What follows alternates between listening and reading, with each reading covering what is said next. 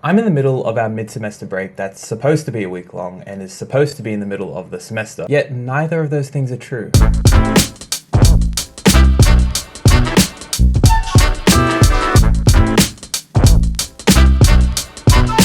Let me explain.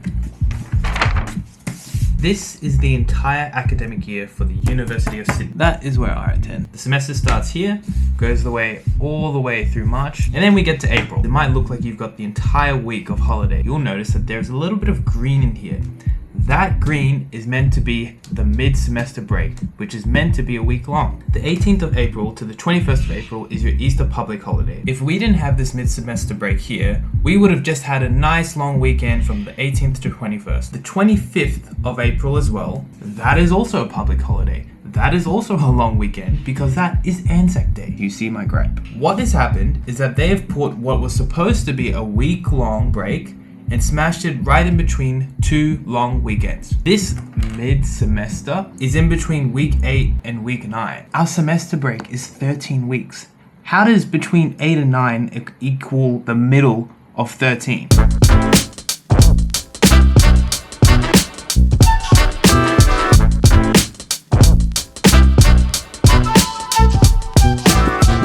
I'm feeling conflicted about how much of Mid-Sem doesn't feel as much of a break like it used to in first and second year. In my first and second years, granted it was COVID for the first year, so I know we were all at home, but it felt like I had so much time on my hand, like too much time. I would go on a camp for the whole week and I practically wouldn't have any homework to do. And it was the same like that for my second year and even my third year as well. Last year I was on exchange, so I was in Europe, so I didn't have to worry about Mid-Sem break. I was traveling the whole time. It was a whole big holiday. And to be honest, even the fact that they've put it in between two long holidays, I don't really care about that. Mid-Sem break feels like a week to catch up to where I'm supposed to be instead of catching up to be ahead of everyone else. And instead of taking a break and getting some well-needed rest, I am at uni pretty much every day this week. Yay. And I am not getting as much rest as I would like to.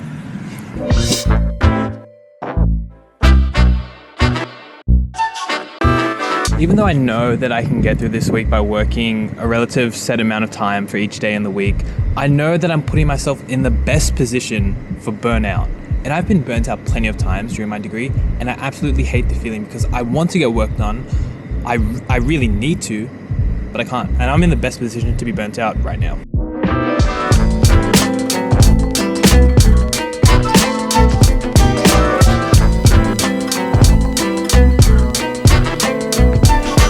Don't get it twisted. It's not that I won't be able to take a break at all this entire week. That's not the point. I will be able to make time. The point is that I can't really relax without having something or an assignment going on in my head. So I'm currently binge watching Daredevil right now on Netflix. And whenever there's a break in between the episodes, when one ends and I'm going to start binging the next one, my thesis starts to creep into my mind. Like I said earlier that I'm struggling to sleep now because it's in the back of my head.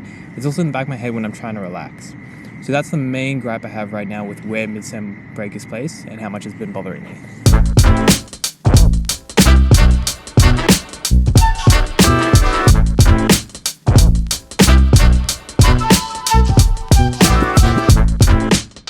God, these seats are weird. So I was actually recently talking to a friend about this and yapping about my complaints about this Mid-Sem break not feeling like a break enough for me to at least get a proper rest.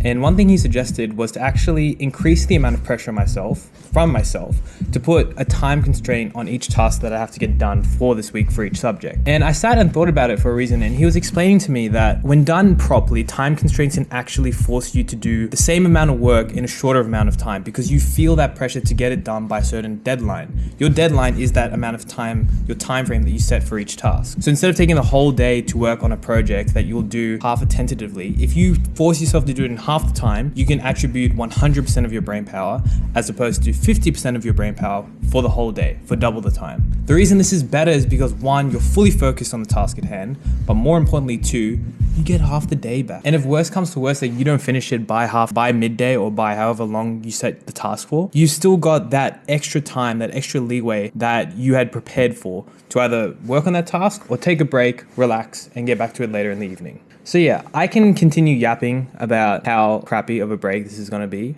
I should already expect it. My thesis is due this semester. If you don't know what my thesis is, go click on this video. But like I said, I am in the middle of my mid-semester break. I'm still figuring things out. I'm going to try this time constraints thing. I'm doing it today right now. That's why I'm vlogging. That's why I'm making time to vlog. This is actually part of my time constraints. Vlogs used to take me a whole day to shoot and a few days to edit. But now I'm trying to put time constraints myself, not just for my uni work, but for my YouTube as well, for you guys as well.